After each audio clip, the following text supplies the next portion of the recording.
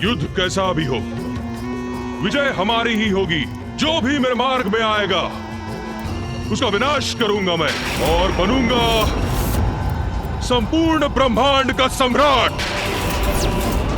जब अहंकारी त्रिकुर अपनी राजसभा में एक घोषणा कर रहा था, तभी वहां उसकी पत्नी ने आकर उसके विवेक को जागृत करने का प्रयास किया। किंतु अहंकार के मद में तो किसी की भी बुद्धि का विनाश हो जाता। फिर त्रिकुर तो एक असुर ही था। बस! महारानी चुपता बस!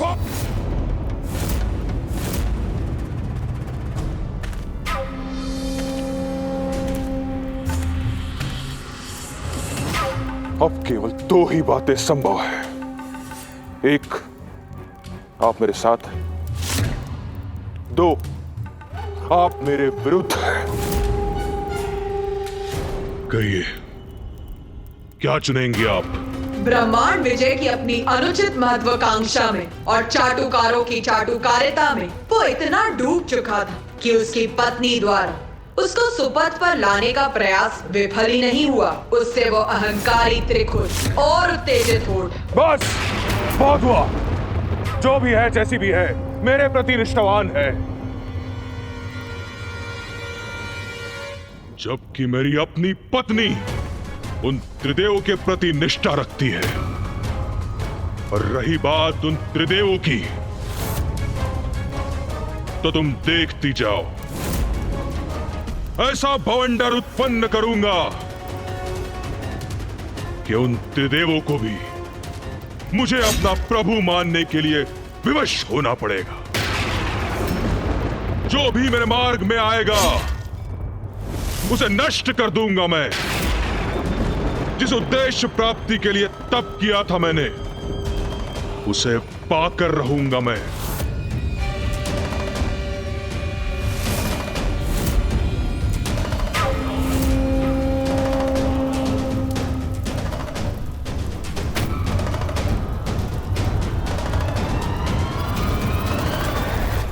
प्रभु, आपके यहाँ आने का क्या प्रयोजन है?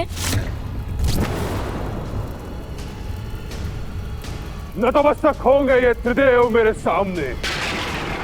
उसी का उपाय करने आया हूं यहां।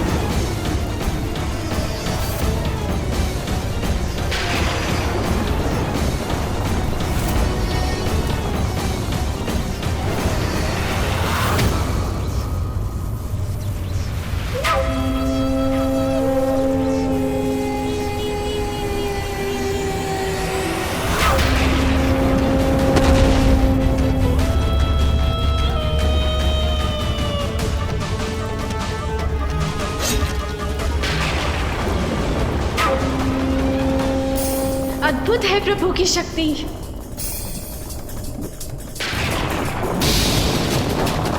ऐसा प्रचंड वायु वेग, ऐसा भयंकर बवंडर, आश्चर्य। प्रभु, मैं कुछ समझी नहीं। इस बवंडर के प्रभाव से त्रिदेव आपके समक्ष झुकने पर क्यों विवश हो जाएंगे? सब स्पष्ट हो जाएगा दुर्मुखा, तो बस देखती जाओ।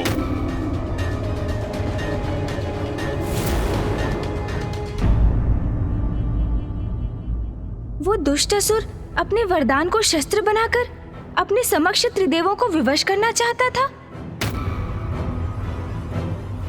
अवश्य इस दुस्साहस का उचित दंड भी प्राप्त हुआ ही होगा उस दुष्ट को।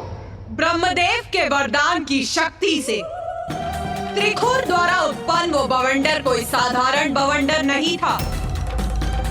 कुछ ही समय में वो अपने समीप सब कुछ निगल गया। विशाल पर्वतों के बाद उसका लक्ष्य अब उल्का पिंड बने।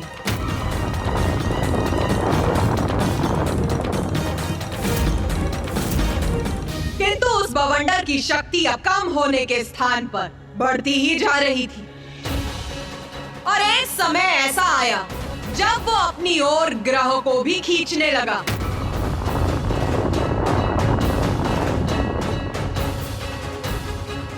यहां तक कि स्वर्गलोक भी उसके प्रभाव से अछूता नहीं रहा।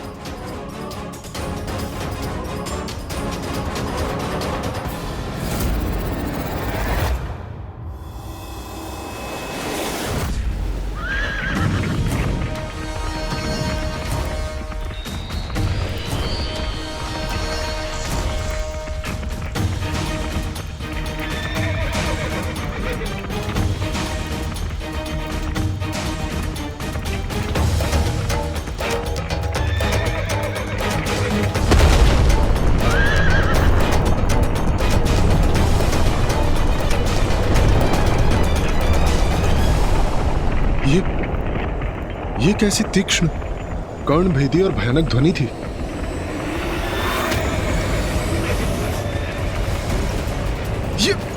ये क्या हो रहा है? मेरा संतुलन क्यों बिगड़ रहा है?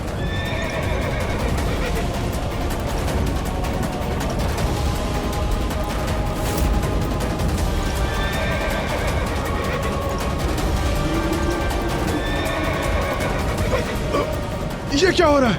मुझे ऐसा प्रतीत क्यों हो रहा है कि कोई प्रचंड शक्ति मुझे पीछे की ओर खींच रही है।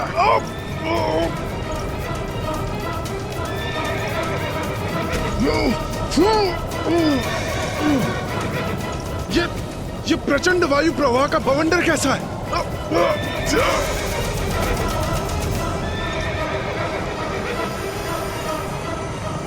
मेरा दिव्य रथ कंपित कर दिया इस बवंडर ने।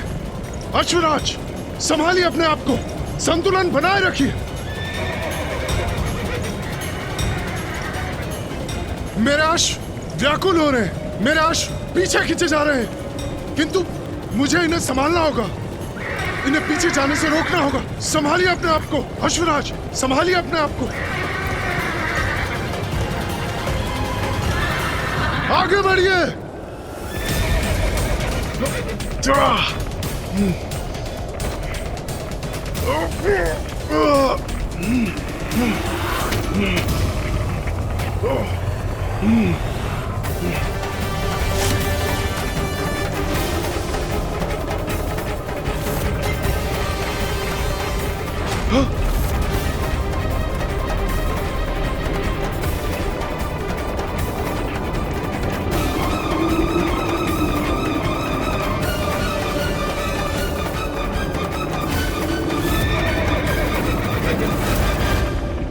पृथ्वी से निम्न सभी सप्तलोक इस बवंडर के कारण संकट में हैं।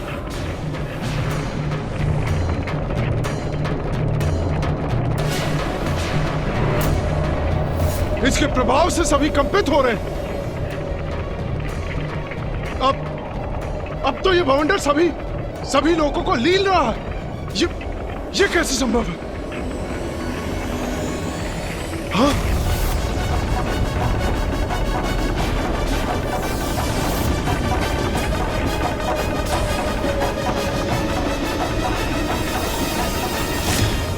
कदाचित रसातल ही है इस बवंडर का स्रोत, किंतु ज्ञात नहीं इसे उत्पन्न किसने किया, क्यों किया। इसे शीघ्र रोकना होगा हमें, अन्यथा इस प्रकार तो ये बवंडर पृथ्वी और स्वर्गलोक के साथ सभी लोकों और ग्रहों को लील जाएगा। मुझे अभी इंद्रदेव और अन्य देवताओं को सूचित कर इसे थामने का उपाय ढूंढना चाहिए। आगे बढ़िए अश्वराज, आगे बढ़ते रहिए।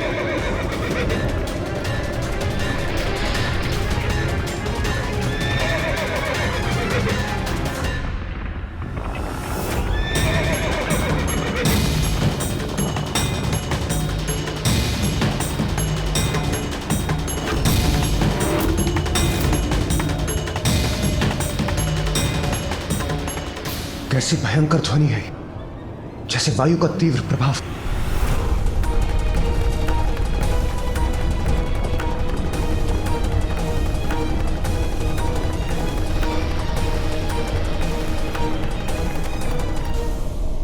अब ये भूकंप कैसा, क्या कारण हो सकता है इसके पीछे?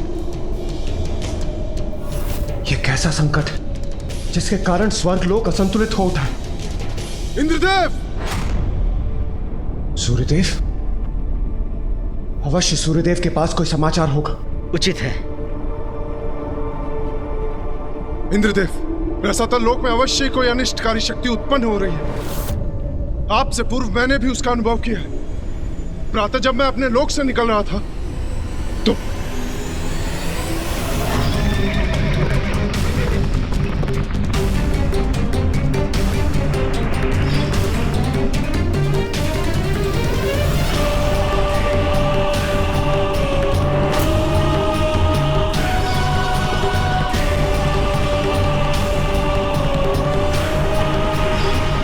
अब ये कैसी विकट स्थिति उत्पन्न हो गई?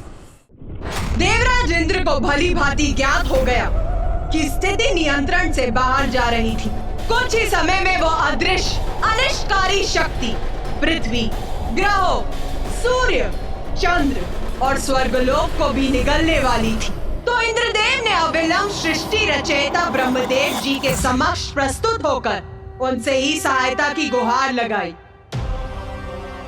ब्रह्मदेव, हम उस बवंडर के स्रोत को ढूंढने रसातल भी जा सकते थे, किंतु उसका अनिष्टकारी प्रभाव इतनी शीघ्रता से बढ़ रहा था कि समय व्यर्थ किए बिना आपके समक्ष आना ही मैंने उचित समझा।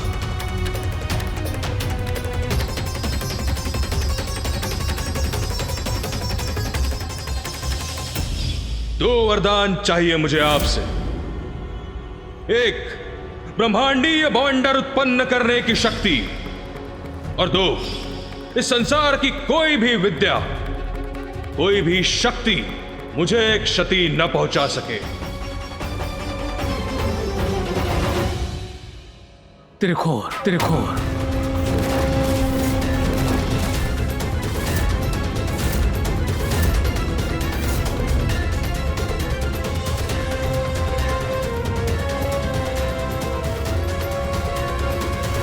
त्रिखुर? कौन है ये त्रिखुर ब्रह्मदेव?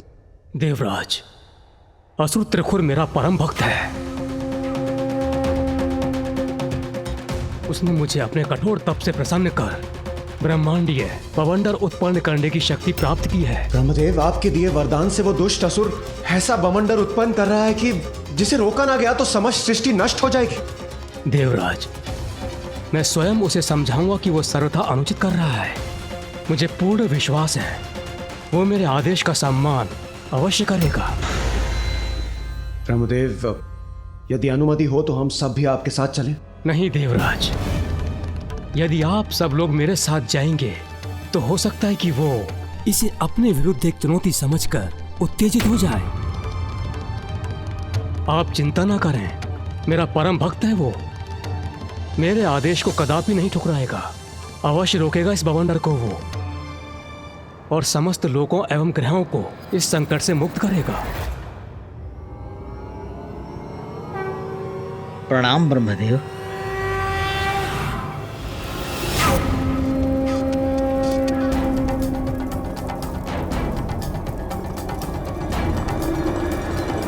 इतना भयंकर दृश्य उत्पन्न किया है मैंने, अब सभी मेरी अपार शक्ति से परिचित होंगे। त्रिखुर, त्रिखुर, त्रिखुर।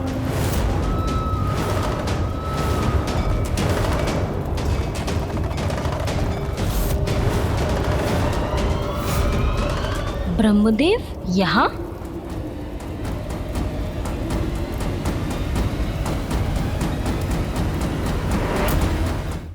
त्रिखुर, ये क्या सर्वनाश करने पर तुले हो तुम?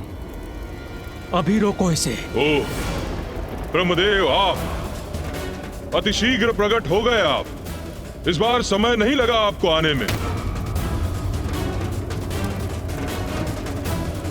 और वो अन्य दो देव दिखाई नहीं दे रहे हैं। एक नारायण और दो महादेव।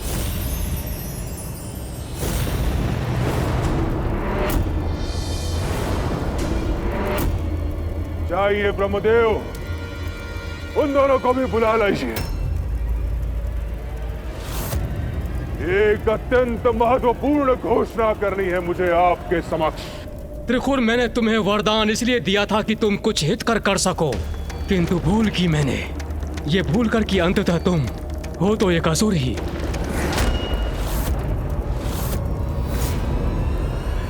ब्रह्मदेव, दो बातें हैं। एक, ये वरदान मैंने अपने घोर तप से प्राप्त किया है। आपने कोई भिक्षा नहीं दी है मुझे। और दो, इसके बाद मैं जो भी प्राप्त करूंगा वो तप से नहीं, वो भक्ति से नहीं, वो शक्ति से लूंगा। तप से नहीं, छीन कर लूंगा। पुनः दो बातें हैं ब्रह्मदेव। एक, कि आप त्रिदेव मेरी अधीनता स्वीकार करें और त्रिदेवों पर विजय पाते ही स्वर्ग सहित समस्त लोग स्वतः मेरे अधीन हो जाएंगे और मैं त्रिदेवों से भी उच्च पद पर स्थित हो जाऊंगा। और दो, यदि आप त्रिदेव ऐसा नहीं करेंगे तो मैं अपने ब्रह्मांडीय बवंडर से संपूर्ण ब्रह्मांड को नष्ट कर दूंगा। तो आप त्रिदेव भी कहां शेष रहेंगे ब्रह्मदेव। ब्रह्मांड के साथ नष्ट हो जाएंगे आप सभी। त्रिकुर, जो तुम चाहते हो असंभव है वो। ऐसा कभी भी नहीं होगा। अभी भी समय है, संभल जाओ। एक उत्तम असुर राजा बनने के सभी गुण हैं तुम में, परंतु अन्य का अहित करना छोड़ दो। उससे तुम्हें कुछ भी प्राप्त नहीं होगा।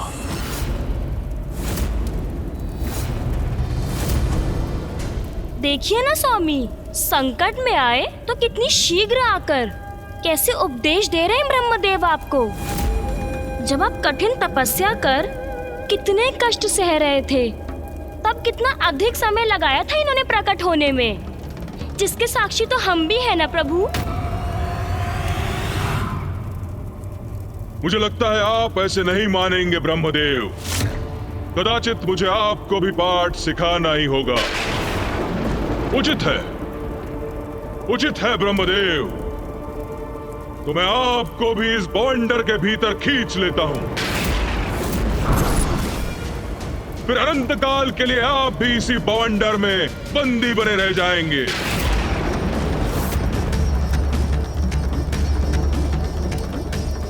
ये दुष्ट मेरा सुझाव स्वीकार करने के स्थान पर मुझसे उद्दंडता कर रहा है।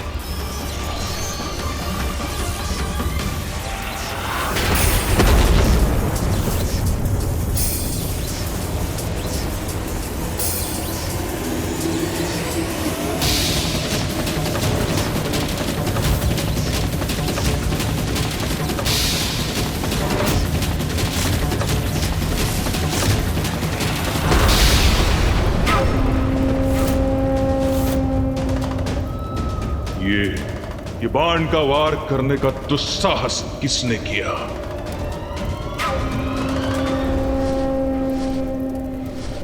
आकाश मार्ग से ये कौन आ रहा है यहां? देखो तो।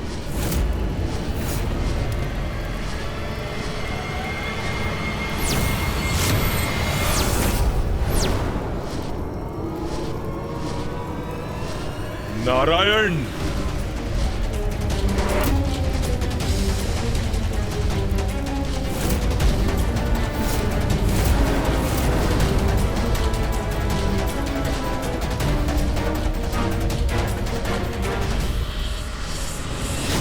तो आप भी यहां आ ही गए नारायण।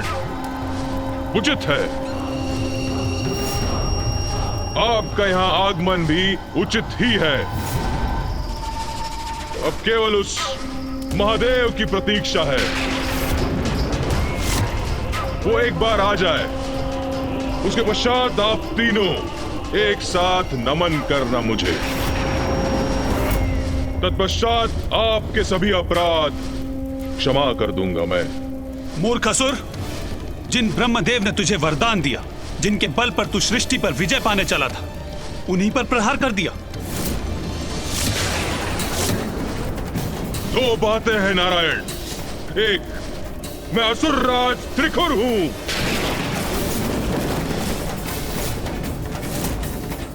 तो छल, कपट और पीठ पर वार करना तो मेरा स्वभाव है। और दो, मुझे मूर्ख बुलाने का दुस्साहस कैसे किया आपने? आप दोनों को कष्ट तो नहीं पहुंचाऊंगा मैं, किंतु आपके किए प्रत्येक अपमान के परिणाम स्वरूप आपकी सृष्टि को अवश्य कष्ट दूंगा मैं।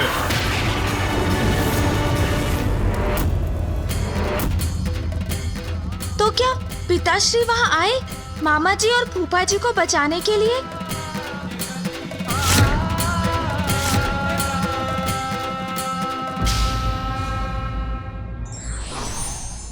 बल का अंधकार व्यक्ति का विवेक हर लेता है, जो उसके ही पतन का कारण बन सकता है। धार्मिक वीडियो सबसे पहले देखने के लिए हमारे चैनल को सब्सक्राइब करें और बेल आइकन दबाएं।